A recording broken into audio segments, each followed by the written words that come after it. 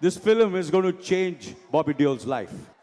I'm telling you. Bobby Deol आजकल खूब चर्चाओं में है। जब से उनकी फिल्म एनिमल रिलीज हुई है तब से लोग उनको बहुत ज्यादा प्यार कर रहे हैं। हर कोई उनसे इंटरव्यू ले रहा है। जब एनिमल फिल्म रिलीज नहीं हुई थी, रिलीज होने से पहले इस फिल्म का टीजर आया था। उस पूरे रणबीर कपूर को दिखाया जाता है जैसे वो बहुत बड़े डायलॉग भी बोलते हैं और बहुत ज्यादा वायलेंस दिखाया जाता है। लेकिन उसके बाद सिर्फ 7 सेकंड के लिए बॉबी देओल को दिखाया जाता है। लेकिन वो 7 सेकंड का सीन बहुत ज्यादा वायरल हुआ था रणबीर कपूर की निस्बत से बहुत ज्यादा। लोगों को तभी से ही पता चल गया था कि जब ये फिल्म रिलीज होगी तो बॉबी देओल का करियर बन जाएगा। और 1 दिसंबर को जब ये फिल्म रिलीज हुई तो लोग इस फिल्म को देखने के लिए गए। और जब ये देख के वापस आए लोग तो सिर्फ उनके मन में सिर्फ एक ही सवाल था कि आपने बॉबी देओल को इतना छोटा सीन क्यों दिया। 3.5 घंटे की पिक्चर है, उनको सिर्फ आधे घंटे के लिए ही दिखाया जाता है। बॉबी देओल को प्रमोशन में इतना ज्यादा दिखाया गया था, इससे यही लग रहा था कि बॉबी देओल को पूरी फिल्म में दिखाया जाएगा और लोग काफी खुश भी थे। और जब फिल्म देखने गए तो यही हाल था, सिर्फ आधे घंटे का सीन बॉबी देओल का इतना अच्छा कमबैक कर गया। अब हर कोई यही कहता है कि कमबैक हो तो बॉबी देओल जैसा हो। जितना दर्जा रणबीर कपूर को मिल रहा था उतना ही दर्जा बॉबी देओल को भी मिलने लगा, वो सिर्फ आधे सीन के लिए। लेकिन क्या आप जानते हैं कि एनिमल फिल्म बॉबी देओल के करियर की सबसे बड़ी ब्लॉकबस्टर फिल्म है। इससे पहले उन्होंने काफी बुरा टाइम झेला है। बॉबी देओल ने जब अपनी फिल्मों के साथ शुरुआत की तो उन्होंने बहुत सारी फिल्में की, बहुत मेहनत से की। लेकिन जब 2002 आता है तब से ही ट्विस्ट आता है। उस वक्त कोई उनको काम नहीं दे रहा था। अगर कोई काम दे भी रहा था तो कोई ऐसी एरी गली फिल्म थी जिसकी स्क्रिप्ट अच्छी नहीं थी और वो फिल्म सुपर फ्लॉप हो जाती। तो बॉबी काफी परेशान था और वो काम भी ढूंढने लगा, लेकिन उसको काम कोई नहीं दे रहा था। कोई उसकी फिल्म अगर दे भी रहा था तो वो फिल्म इतनी अच्छी देर तक चलती नहीं थी। बॉबी डिप्रेशन में जाने लगा और वो शराब और नशे करने लगा, जिसकी वजह से लोग उन्हें ट्रोल करने लगे। हर कोई उनको बातें सुना रहा था और उनका बेटा भी उनको कहता था कि पापा आप काम पे जाओ, लेकिन उस वक्त उनको काम मिलता ही नहीं था, वो तो जाते कहाँ। तो उस बुरे टाइम में वो गए सलमान खान के साथ कि मामू मुझे कोई काम चाहिए, अगर तुम्हारे पास कोई काम है तो मुझे दे दो। और उस वक्त सलमान खान रेस 3 कर रहे थे और उन्होंने रेस 3 के लिए इनको ले लिया। सलमान खान ने कहा मैं तुम्हें काम दूंगा लेकिन एक शर्त है, तुम्हें पहले जैसा बनना पड़ेगा, तुम जैसे बॉबी थे वैसा मुझे चाहिए इस फिल्म के लिए। और उसने कहा कि ये क्या शक्ल बना रखी है तुमने, जाओ पहले शेव करो, अपना लुक अच्छा करो। ये रेस 3 के लिए उन्होंने बहुत अच्छी बॉडी बनाई और अच्छा खासा ट्रांसफॉर्मेशन था। बॉबी देओल ने कहा कि मैं बहुत खुश था जब मुझे रेस 3 के लिए काम मिल रहा था और मैं काफी एक्साइटेड भी था क्योंकि मुझे इतने सारे लोग देखेंगे, वो भी सलमान खान के साथ, इतने बड़े सुपरस्टार के साथ। और जब रेस 3 मूवी रिलीज हुई, रिलीज होने के बाद लोगों ने बॉबी देओल को एक अलग ही कैरेक्टर में देखा। इतनी अच्छी बॉडी, इतना अच्छा लुक और ऐसे लुक में आए, आज तक उन्होंने पहले कभी किसी मूवी में ऐसा किरदार नहीं निभाया था।